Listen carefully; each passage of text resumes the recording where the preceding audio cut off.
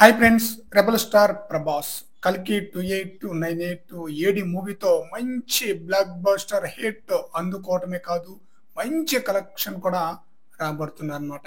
కల్కి 2898 AD movie తర్వాత ప్రభాస్ నుండి రిలీజ్ కాబోతున్న తర్వాత చిత్రం ది రాజా సాబ్. ఈ చిత్రానికి మారుతి డైరెక్టర్ అనమాట. ప్రభాస్ ని జోవియల్ గా చూసి చాలా కాలం అయిందనమాట. అన్నిటికంటే ముఖ్యంగా ప్రభాస్ చేస్తున్న తొలి హర్రర్ సినిమా కూడా ది రాజా సాబ్ చిత్రమే. ప్రభాస్ ఫ్యాన్స్ అయితే ఈ మూవీ గురించి ఎదురు చూడడానికి కొన్ని కారణాలు కూడా ఉందన్నమాట.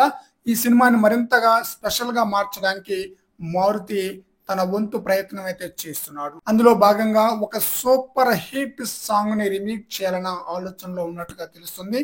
1980లో సూపర్ డూపర్ హిట్ అయిన ఒక హిందీ పాటని ఈ మూవీలో వాడాలని చెప్పేసి చూస్తున్నారు. కథకు సన్నివేశానికి అనువుగా ఉండే పాట కోసం డైరెక్టర్ అయిన మారుతి అన్వేషిస్తున్నారట. ఇటీవల చెన్నైలో మ్యూజిక్ డైరెక్టర్ అయిన తమన్తో మ్యూజిక్ సిటీస్ కూడా జరిగిందట.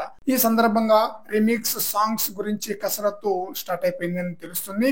ఈ పాట ఆల్బమ్స్ మొత్తానికి హైలైట్ గా మంచి డాన్స్ నెంబర్ గా ఉండాలని చెప్పేసి డైరెక్టర్ అయితే భావిస్తున్నారట. ఈ చిత్రంలో ముగ్గురు హీరోయిన్లు నటిస్తున్న విషయం మనకు తెలిసిందే. ఆ ముగ్గురు హీరోయిన్లు కూడా ఈ రిమిక్స్ పాటలో ప్రభాస్ తో జట్టు కట్టే అవకాశాలు కూడా ఉందట. మరి ఆ పాట ఏంటి, ఏ సందర్భంలో ఆ సాంగ్ రాబోతుంది అనే విషయాలపై త్వరలో క్లారిటీ అయితే రాబోతుంది.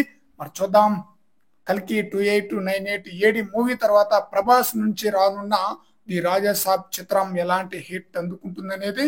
ఫ్రెండ్స్, ఈ వీడియోపై మీ యొక్క అభిప్రాయాన్ని కామెంట్ సెక్షన్ లో తెలియజేయండి ఫ్రెండ్స్.